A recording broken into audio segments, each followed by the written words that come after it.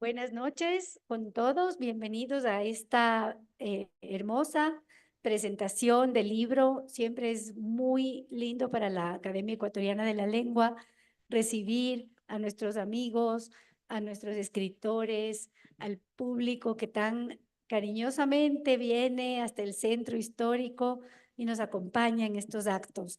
Y bueno, esta noche tenemos la presentación del nuevo libro de José María Sanz llamado Tabor del Desterrado. Ustedes luego lo pueden encontrar afuera en una mesita. Y bueno, la presentación va a consistir de la intervención primero del director de la Academia Ecuatoriana de la Lengua, Francisco Proaño Arandi, que nos está acompañando. Luego, pues, intervendrá Pablo Rosero, quien hará una presentación de la obra. Y finalmente, José María Sanz, el autor, también nos dirá unas palabras. Y al final también están todos invitados a una copa de vino y a unos bocaditos, pues para seguir compartiendo, porque siempre que se presenta un libro es una celebración. Así que esto es un agape. Bienvenidos.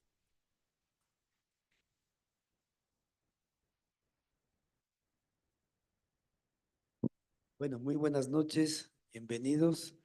Les agradecemos pues el estar aquí en esta casa de la Academia Ecuatoriana de la Lengua, que es su casa, y con un acto pues yo creo que de excepción, que nuestro académico José María Sanz presenta un libro de poesía. Él es un hombre de múltiples disciplinas, ensayista, cronista, viajero y poeta, y no creo que fundamentalmente poeta. Él se incorporó a la academia como miembro correspondiente el 21 de septiembre del 2024, es decir, es casi el Benjamín de los académicos que han entrado. Su discurso fue sobre una de las grandes figuras del humanismo y de la literatura ecuatoriana, Aurelio Espinosa Poli, y su discurso fue la preelección aureliana, un itinerario personal, aunque firmemente enraizado en la tradición occidental de lectura en profundidad de los clásicos. José María Sanz nació en San Sebastián, España, en septiembre del año 66, creo que soy infidente en decir su edad, ¿no? De nacionalidad española por nacimiento y ecuatoriana por naturalización, es un español ecuatoriano o ecuatoriano español. Licenciado en Filología Clásica y Bíblica, licenciado en Estudios Eclesiásticos y algo muy interesante, magíster en Culturas e Historia del Mediterráneo Antiguo, es decir, un humanista en todo el sentido de la palabra. Uno de sus trabajos investigativos más importantes es el estudio de las preelecciones de Aurelio Espinosa Polis, y justamente en su ingreso a la academia explicó exactamente qué era la preelección como género literario, educativo y sobre todo la preelección aureliana, refiriéndose a Espinosa Poli. Y próximamente esperamos que aparezca dentro de las preelecciones del estudio sobre el cuarto libro de la Eneida de Virgilio. Ha publicado Fe de Vida, La Última Linde, Un cura rural recorre el Evangelio, estudios de crítica literaria, como 6 miradas a los clásicos ecuatorianos, mujeres en nuestra literatura, eh, y varios libros, 9 miradas a lo clásico, etcétera. Y ahora pues tenemos pues la presentación de este libro de poesía, la segunda edición, o es el segundo libro de poesía, Tabor del Desterrado. De manera que con ustedes, pues, doy la palabra a don Pablo Rosero, quien hará pues, un análisis del libro. Muchas gracias por estar acá y bienvenidos los disertantes.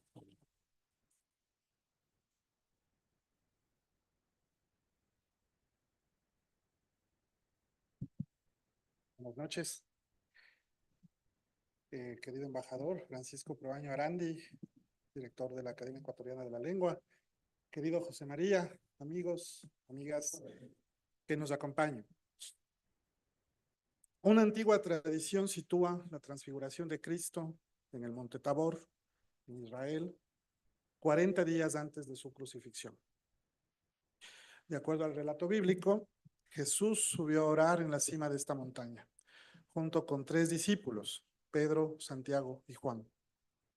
En cierto momento, Jesús se ve envuelto en un resplandor sobrenatural. A su lado aparecen Moisés y Elías, con quienes dialoga. Si hemos de atender a la traducción, aquí José María me va a perdonar por cogerla de la Wikipedia, de la palabra griega utilizada para definir este acontecimiento, hemos de concluir diciendo simplemente que Jesús se transformó. Utilizo pues este vocablo, transformación, como la experiencia esencial que recoge Tabor del Desterrado, el último libro de poesía de mi buen amigo José María Sanz Acera, que revela con desgarradora honestidad un itinerario personal marcado por el enorme amor a su hija Yuriko, a quien van dedicados los textos y los enigmáticos haikus que contiene. He de confesar con bastante vergüenza que recién a partir de la lectura del libro de mi amigo he venido a saber que los haikus son en la cultura japonesa composiciones poéticas cortas de 3 versos. Cuando Tabor del Desterrado llegó a mis manos, de las manos de su autor, con una sentida dedicatoria que me desconcierta y ruboriza más que me envanece, di con la página 32, correspondiente al 4 de octubre del 2023, día de San Francisco de Asís, en el que bajo el título de Bus y Beso aparecen los versos que, a mi modo de ver, resumen la intención de su autor al escribir este libro. Llegar a casa, el beso de la hija, nacer de nuevo. 3 versos en los que, para mi modo de ver, José María resume toda la intención y todo el amor hacia su hija. Pregunto, ¿nacer de nuevo no es un símil de la transfiguración? El beso de una hija no será, para los que son padres, el tabor en el que resplandecen todos los anhelos y se anulan todos los pesares. En contrapunto, en la misma página, José María, con su gran capacidad para reírse de las adversidades cotidianas, describe con humor descarnado el drama de los crucificados en el transporte público, que como él deben hacer trayectos considerables a bordo de cajas de sardina que poco espacio dejan para la poesía. Sin embargo, José María la encuentra a bordo de la cooperativa Rapitrans, Lentitrans para él, y nos deja esta estampa de un viaje en bus. Invierno sin verano, a pleno sol, hiel y codazos. Quizás solo el profeta Elías, testigo de la transfiguración, tuvo la dicha de un transporte público de calidad, subiendo en un carro de fuego al cielo. Moisés, en cambio, bien pudo ser un alto ejecutivo del Lentitrans, toda vez que tardó 40 años en conducir al pueblo de Israel hacia la tierra prometida. Y es que, bromas aparte, un rasgo de la personalidad de mi amigo es su fabuloso sentido del humor. Mi chat de WhatsApp con él está colmado de situaciones jocosas en las que el protagonista principal casi siempre es el legendario Titibillus, el demonio que en la Edad Media se divertía deslizando ratas en los textos de los monjes copistas y que en el siglo XXI, como Johnny Walker, sigue tan campante, gracias a la merced, a la pobreza y a la mediocridad de un mundo idiotizado por la inteligencia artificial que se resiste a cultivar nuestros propios dones naturales. Es en esa Babel contemporánea en la que transcurren los poemas de mi amigo. En una metáfora del lugar bíblico de la confusión de las lenguas, José María identifica con ese nombre al Ecuador actual, donde el trámite más sencillo se vuelve una tragedia digna de una epopeya homérica. Sin embargo, no se crea que mi amigo reniega del Ecuador. Por el contrario, pocas personas he conocido con una conciencia tan plena y tan lúcida sobre la riqueza cultural de nuestro país. Y viene a ser él, un filólogo hispanoamericano, como me pidió que se le denominase en una conferencia virtual del tiempo de la pandemia, quien nos recuerda que el Ecuador nunca fue la última rueda del coche de la cultura, como tantas veces lo ha evidenciado también otro estudioso de nuestras letras, don Gustavo Salazar, aquí presente. En la Nochebuena, Noche Alegre para José María del 2009, mi amigo escribió una carta a su hija, y cito aquí cómo habla José María de su amiga, de su hija. pequeño rebujito acunado por su mamá, que nació el 18 de diciembre de ese año. En la nota al pie de página, de la página 51 de Tabor del Desterrado, José María pide disculpas a los derridianos y focaltianos de toda la Haya por haber incluido esta carta en el cuerpo del libro, del cual advierte que, ante todo, es un regalo por el 15º cumpleaños de su hija.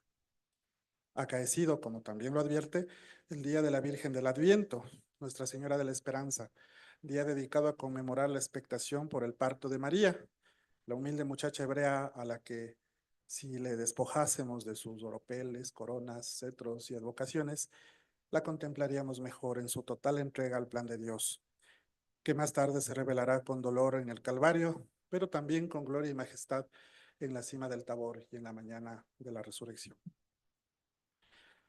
No puede ocultar, José María, su complacencia de padre amoroso. Las cartas a su hija que incluye este libro deslizan consejos paternos y admoniciones cariñosas que bien pudiéramos soslayar los lectores que, como yo, no somos capaces de vislumbrar la dimensión del corazón de un padre cuyo amor, por supuesto, no es óbice para la disciplina que sus vástagos han de menester. Sin embargo, creo que Tabor del Desterrado es algo más que la cariñosa conseja de un padre. De hecho, los textos que a mí más me golpearon en su radical honestidad fueron los del capítulo 1, al cual José María titula Está pasando, que inician con el epígrafe de Luis Cernuda: sin hijo que te busque, como Ulises, sin Ítaca que te aguarde y sin Penélope. Desde el martes 15 de agosto del 2023, José María va enhebrando a ritmo del calendario litúrgico el dolor, la confidencia amarga y su particular forma de percibir el mundo que solo puede darse, como él dice, mirando y escribiendo. En la página 16 afirma mi amigo que escribir es su catapulta para salir, aunque para él esta palabra, salir, sea tan cintino por inconcreta cual cucayo de paciente desmotivado. Por cierto, ¿cuántos cucayos compartimos mi amigo y yo cuando fuimos compañeros de trabajo, hasta que un tordístico giro separó a José María de su heroica labor de desempolvar a los clásicos en el venerable recinto creado para ellos por ese gigante de la cultura que se llamó Aurelio Espinosa Polit? A estas alturas creo que quedan claras algunas intuiciones por las que creo José María utilizó la figura del Tabor para el título del libro que hoy presentamos. Pero, ¿cuál es la transformación que puede experimentar un desterrado que, como dice mi amigo, con pies impuros, sin esperanza, vaga por la ciudad, turbión en la mirada, es en el hueso, pus en el alma? Esa respuesta, no desentrañada hasta ahora por este prosaico lector, ¿acaso se encuentra en el texto del 15 de mayo del 2024, día de San Isidro, patrón de las cosas del campo, la fiesta total de Castilla la Vieja, en el que José María dice: volver es la palabra talismán del inmigrante. Volver es saberse vivo, ponerse en movimiento. Volver no es el final del camino, es comprender que todo el caminar tiene sentido.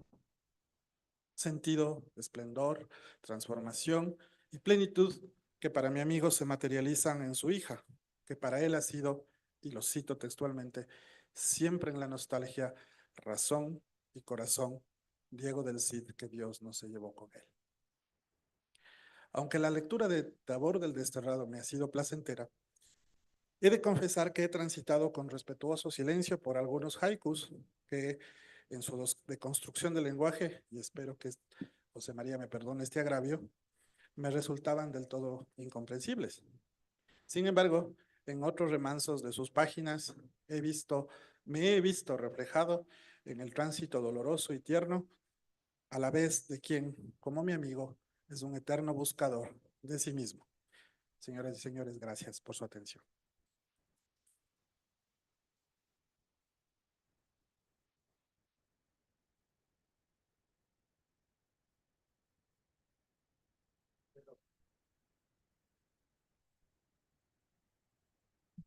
Bueno, Pablo ha sido bueno con todos nosotros porque ha sido breve y yo voy a intentar serlo también, ¿no?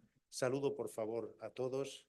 Don Francisco, los personajes de aquí de la Academia Ecuatoriana, Gustavo, amigo presente en cada página de este libro. Él ha hecho el epílogo de este libro. Es decir, que nadie puede decir que aquí no hay palabras de valor, porque está el texto de Gustavo. Entonces, bien. Rodrigo, Ramiro, gran amigo, Álvaro, periodista, Óscar y Dani, y en fin, todos los que estáis aquí, y Yuriko que está arriba aburrido. Ah, ya están comiendo. Ah, es que les traje comida para que no se aburrieran, ¿no? Esperen, voy a intentar hablar un poquito más de este libro, Tabor del Desterrado, en el que han creído Douglas Benalcázar de Nevermore, editorial Tumbaco. Él no está aquí, pero está su novia, su mamá, doña Marianela, abogada, y bueno, pues las personas que trabajan en esa editorial, ¿no? Gracias por venir, gracias, le dirán a Douglas, por haber creído en mí, ¿no? Y voy a intentar completar un poco lo que ha dicho Pablo. Él ha hecho, este libro ha nacido bendito. Cuando yo estaba componiéndolo, le pedí a un común amigo nuestro, recuerden este nombre para dentro de algunos años, él se está doctorando en España en filología, haciendo una edición crítica de Gaspar de Villarroel en la Universidad de Alicante. Cuando venga a España, creo yo, cuando venga de España al Ecuador, creo yo que será una persona importante en la cultura. Yo le pedí que me hiciera el prólogo. Me hizo un prólogo precioso, con el que yo no estoy muy de acuerdo, pero eso no importa. Luego le pedí a Gustavo, que no pudo oponerse, que hiciera el epílogo. Y, bueno, pues han enriquecido el libro. Y entre medias están mis palabras. Don Francisco, muy amablemente, recordaba que, aparte de mis libros incomprensibles de ciencia, pues yo he publicado 2 libros de poesía. El primero, que es el resumen de toda mi vida, hasta entonces tardé 30 años en publicarlo. Y se publicó en una editorial cartonera de Lima. Y eran 15 poemas, allí lo ilustraron, cortito, 30 años tardé. Pero cuando me puse a escribir Tabor del Desterrado, lo hice en 1 año. Llevaría 15 pensándolo. Y esto es literal porque este libro se publicó, el pobre Douglas casi se muere de mis exigencias, para los 15 años de mi hija Yuriko. Aquí hay una carta que yo escribí cuando mi hijita estaba recién nacida y he esperado 15 años para dársela. 15 años. Bueno, no es que la perdí y se me olvidó. No, conscientemente esperé 15 años para dar valor a esta carta de mi hija. Y lo hice en 1 año. Sabía muy bien lo que tenía que escribir. Sabía lo que tenía que hacer. Es un libro de versos, aunque tiene prosas. Una de mis dulces manías, la más importante, es la siguiente. Yo, a la hora de escribir, siempre imito el estilo de algún clásico grecolatino. Siempre. El libro que se está publicando ahora en España, 9 miradas a lo clásico, ahí cuando hablo de Cicerón, procuro utilizar la ironía del lenguaje de Cicerón. Cuando hablo de Amiano Marcelino, mi lenguaje se vuelve farragoso, como era Amiano Marcelino. Y cuando no hablo de nadie en concreto, imito el estilo de Tito Livio. Y para este libro yo quería muy conscientemente utilizar el lenguaje de Petronio en su Satiricón. Petronio es un estilista absolutamente magnífico, que, como en este libro, mezcla verso y prosa, que utiliza tanto cultismos y palabras elevadas como palabras muy vulgares, y en esto sigue la senda de la cultura occidental, al menos desde Plauto. Por eso, cuando en las academias, no los académicos, sino los epígonos, empiezan a decir, ¡oh, utilizan anglicismos! Hombre, por favor, vaya usted a Plauto, que de cada 5 palabras, 3 son palabras griegas. ¿Sí o no? Petronio, pues, un gran creador de lenguaje, y este es el lenguaje que yo imito, ¿no? En este libro, ¿no? Digo estas cosas porque mis prologuistas y epiloguistas no han percibido esto, ¿no? Entonces, es normal, ellos se fijan en otras cosas, ¿no? Quiero dar otra clave de este libro en la que tampoco se han fijado mis 3 comentaristas hasta ahora. Un día, hace algunos años, Gustavo Salazar, aquí presente, no sé de qué hablábamos, no me acuerdo, pero el caso es que él me comentó una cosa que a mí se me quedó grabada. Él me decía, salvo que me equivoque, que la ciudad de Quito no ha tenido suerte con sus comentaristas, con las personas que han descrito la ciudad, ecuatorianos y extranjeros, que no han tenido mucha suerte. Es así, Gustavo, ¿no? Usted me decía eso.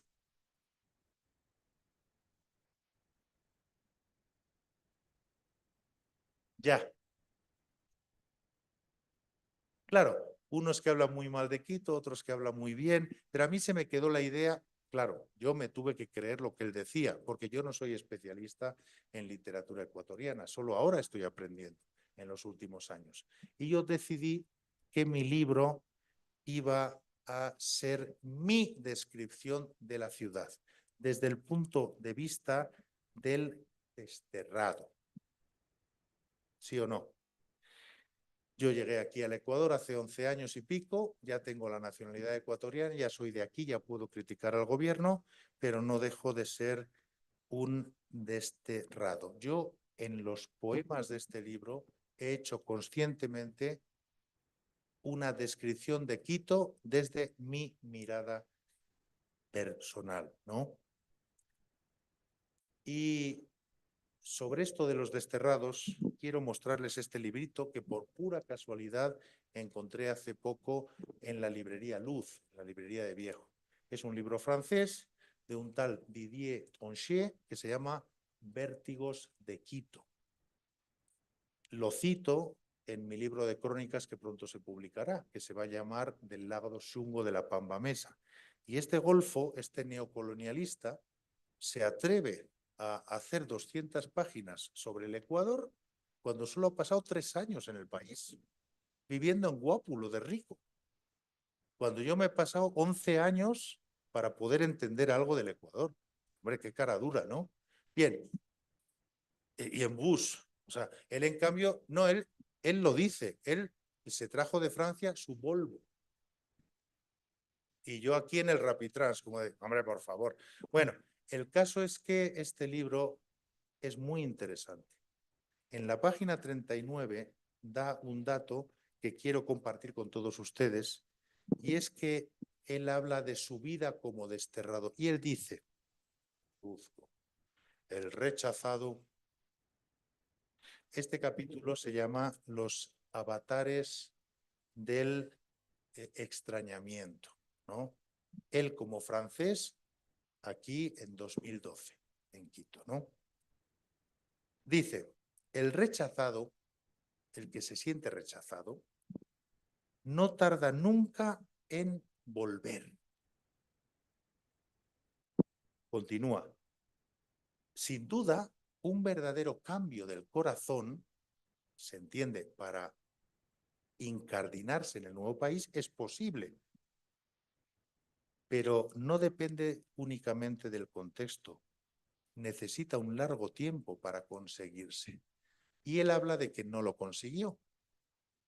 Entonces, como buen francés, él lo que hacía es centrarse en todos los libros de la Alianza Francesa, leerlos una y otra vez, recordar su país, comparar el Ecuador con la dulce Francia, es decir, el estilo chauvinista de los franceses, ¿no? Que tienen sus virtudes y este carácter también, ¿no?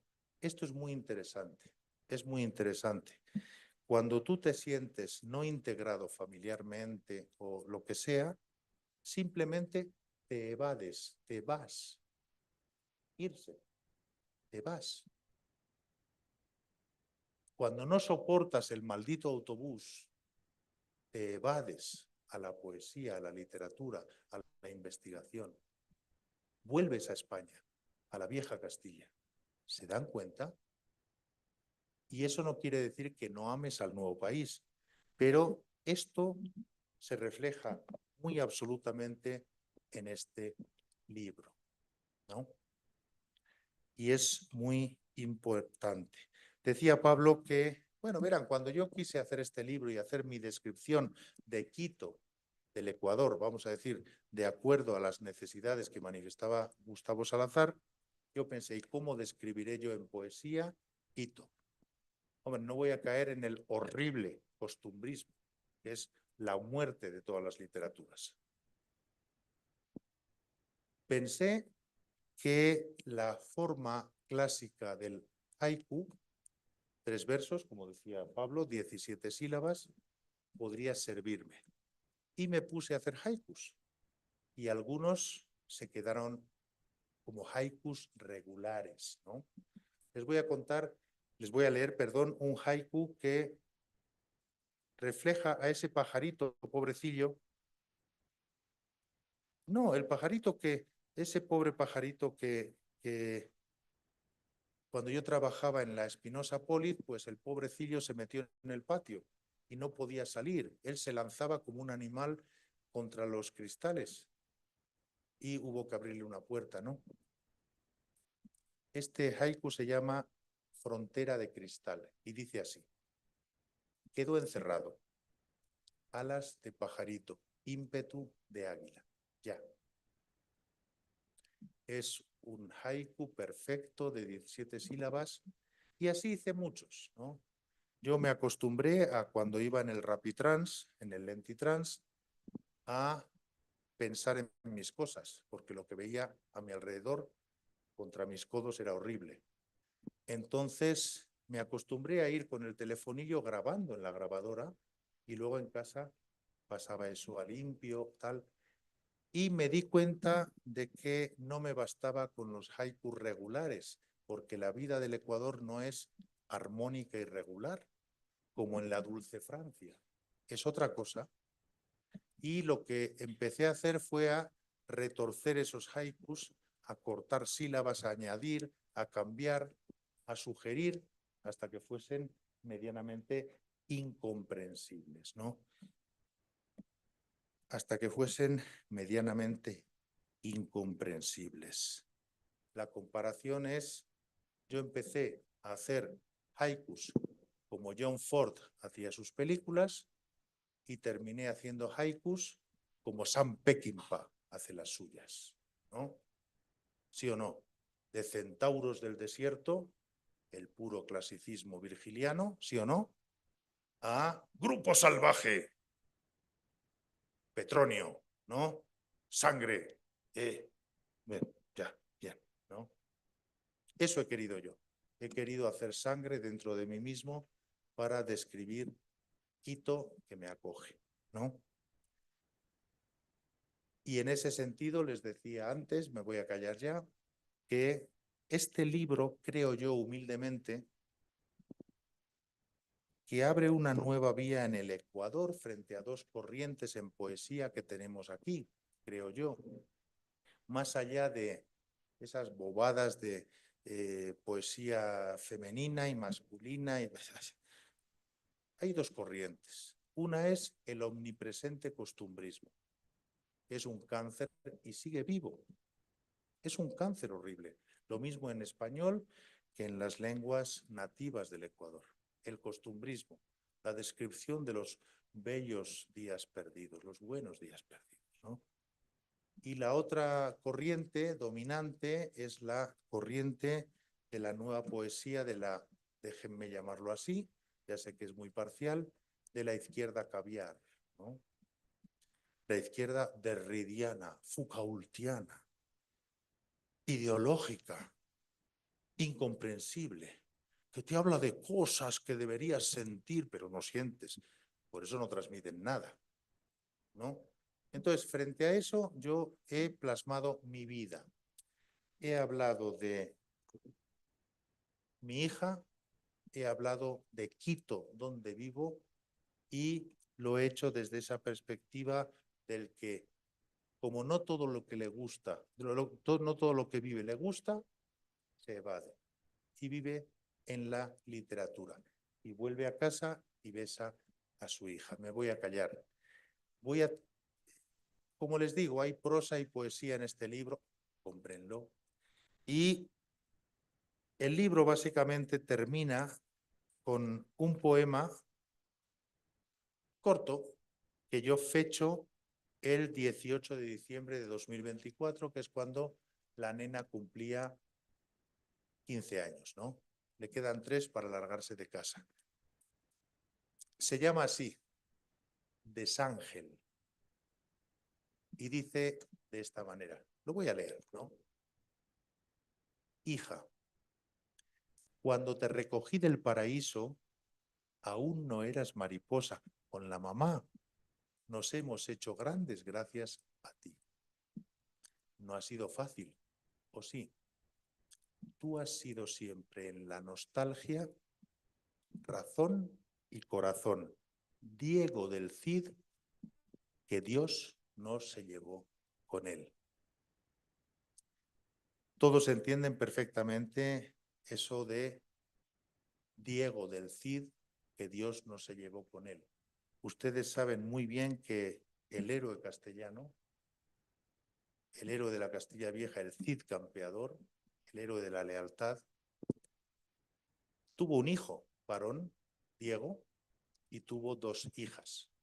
Las 2 hijas se casaron con los reyes de España y tal y cual, pero el hijo, Diego, fue a batalla con el rey Alfonso y murió en batalla.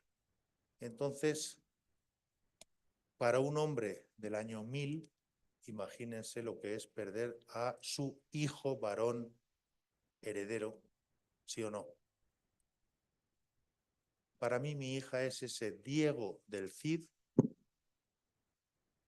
la proyección de tu vida, pero que Dios ha sido bueno en eso y me la ha dejado a mi hija, ¿no? Al Cid campeador le quitó a su hijo, ¿sí? Diego Rodríguez. Fue en la batalla de Consuegra contra los almorávides. A mí, Dios me ha dejado a mi hijita y para ella es este libro que tardé 1 año en hacer, pero que estaba pensado de mucho antes, ¿no? El libro, para que cuando en Amazon lo vendan o en eBay tenga algo de valor, viene con una plaquette, así decidimos con Douglas, de Nevermore Editorial, que viene firmada y numerada, ¿no? Y creo que es un aporte para la poesía del Ecuador por su novedad, como antes intenté explicar, fuera de todas humildades. Me callo ya y naturalmente tanto Pablo como yo pues estamos dispuestos a cualquier cosa que quieran decirnos. Lo primero que hay que decir es, ya me voy a comprar el libro porque me ha interesado mucho. Eso es fundamental. Y después pues ya digan lo que quieran, ¿no? Algunos de aquí ya lo tienen porque yo se lo he podido regalar.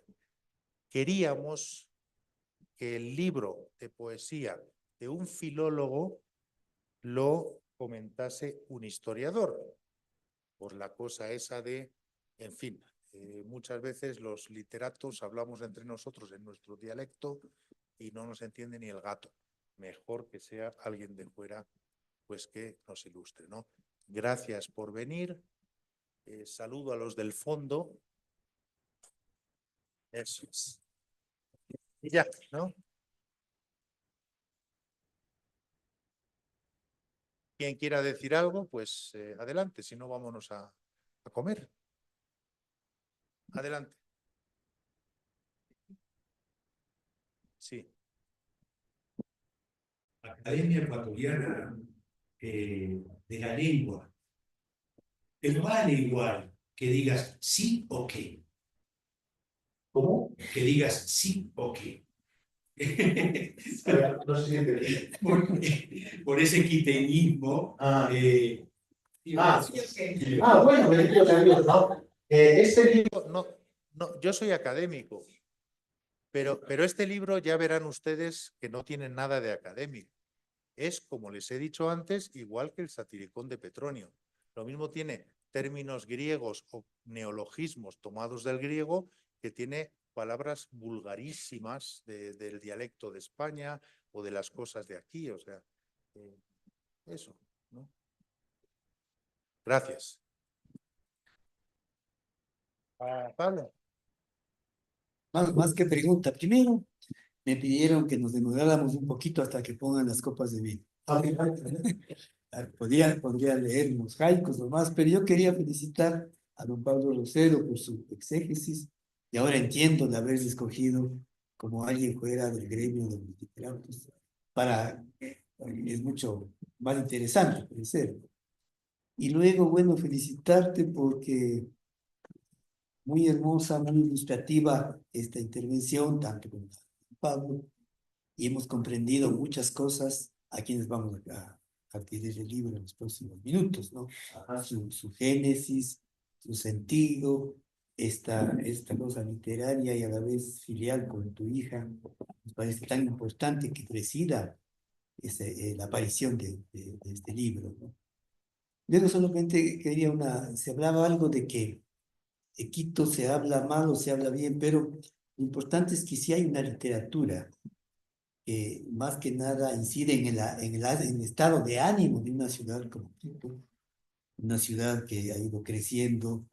En un tiempo el centro histórico era el epicentro de las manifestaciones de todo tipo, y que luego ha crecido hacia el norte, hacia el sur, pero en la literatura, sobre todo contemporánea, se describe mucho en la interioridad de Quito. Muchos escritores quiteños o que viven en Quito han captado eso. Y lejos del costumbrismo, más bien, a través de los personajes, de la historia. Pues sobre eso sí hay una literatura propiamente quiteña que vale la pena leer, ¿no? En todo caso, me parece una poesía, esto del haiku, que bueno, ya lo cultivó Carrera Andrade hace años, y que es una síntesis tan hermosa como cuando es el cuento breve, sintetizar en pocas palabras todo un mundo de significación. De manera que felicitaciones. Para mí escoger Haiku tuvo que ver con el poder de sugerencia. El buen haikuero, haijin me parece que dicen los expertos, ¿no? El buen haikuero provoca que el lector piense, sugiere, no concluye, no cierra. Y evidentemente con una ciudad como Quito, en crecimiento, como usted ha dicho, y tan diversa, tú no puedes afirmar cosas taxativas, ¿no? Yo me he centrado en el Quito que yo conozco, es el Quito de los infelices, el Quito del autobús. Es horrible, ¿eh? Ese es un Quito absolutamente horrible. La batalla del codazo, del empujón para subir, llegar, bajar, o sea, es horrible, ¿no?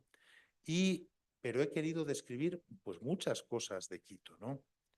Por ejemplo, en el día de 1 de noviembre, el día de Todos los Santos, a mí se me ocurrió, porque yo lo percibía en la calle, pues describir,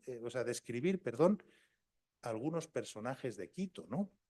Y eran en particular, pues las señoras esas que son tan típicas de la ¡Es bella! ¡Es bella! Son todas iguales. Todas son gordas, con el mandil, con la gorra esa media, con las cejas pintadas y la cara que parece el Panzer de Rommel ante Tobruk, ¿no?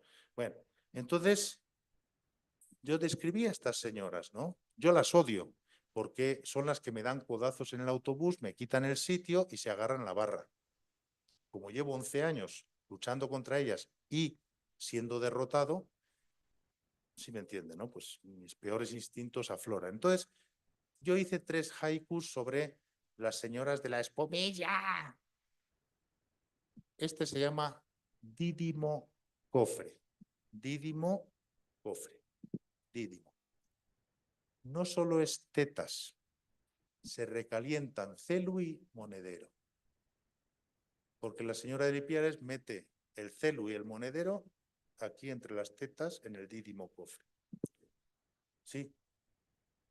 Cejas de Lipiales se llama este, por lo que les decía antes, de que por alguna razón se arrancan las cejas y se las pintan. Todas. Todas. A fuerza idas, piripartidas, mirada clavo. Y este es de mis preferidos, se llama Quito Lustral. Yo me imagino, claro, estas señoras, dignísimas por supuesto, son muy veces amplias, ¿no? Son gordas, ¿no? Como se decía antes del mundo woke, ¿no? Y yo me imagino, y como siempre llevan esas mallas que marcan todo, yo esas bragas enormes que uno ve, quiera o no quiera, pues yo las comparaba con esas, ¿cómo se llama esas cosas que vuelan sin motor? Esas, ¿cómo se llama eso? Esos parapentes, ¿no? Entonces, yo me imagino, yo veo a esas señoras con esas bragas enormes, esa pata de camello, que por cierto no sale en el diccionario de ecuatorianismos, y esta es mi descripción. Vuelo en las bragas de la supergorda, prendido en su pata de camello, mallas contra las nalgas y el mirar. Abete linguis. Utilizo esta expresión de Horacio, ¿no? Que dice, callémonos, ¿no? O sea, yo me imagino que estoy volando en parapente, pero en las bragas de la supergorda, ¿no? Bueno, bien, está. Sí, ¿no? Voy a darles, como hay que esperar, voy a darles otro pequeño ejemplito. Otro día quise describir, ya que yo estaba en el autobús, pues a la fauna de las autopistas y las calles, ¿no? Las bicis, las motos y los coches, los carros, ¿no?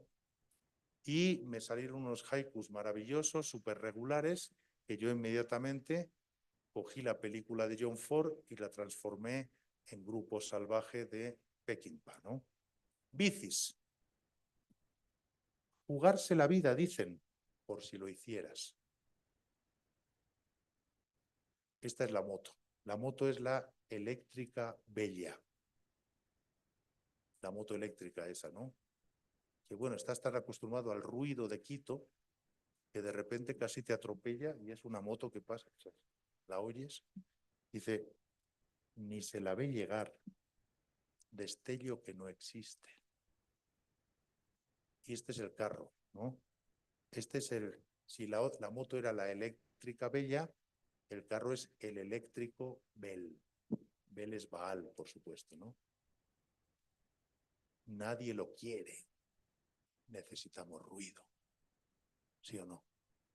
Y ya para terminar, porque ya nos iremos a comer, en honor a Gustavo voy a leer un poema que no es un haiku y que se llama Desdentera. Desdentera, ¿no? Y habla de, bueno, pues es que uno tiene una vida de mendigo, ¿no? Sin trabajo casi. Dice así, esas camisas que uso, de nuca deshilachada, las traje desde Tule 10 años ya. Una cuñada mañosa les volvió los cuellos hace meses y ahora lo roto está por dentro y no se ve. La envoltura, como el queso, misma linfa.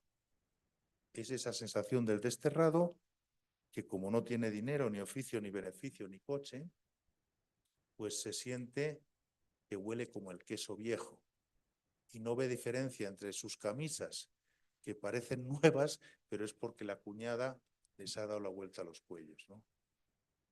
Es lo que yo veía hacer a mi santa madre cuando yo era niño, hace 40 años, y cuando España era un país muy pobrecito. Y ahora, como el pobrecito soy yo, pues hay que darle la vuelta a los cuellos de mis camisas, ¿no? ¿Vamos a comer? Ya, vamos, venga. Ya. Lo contrario, espero. Gracias.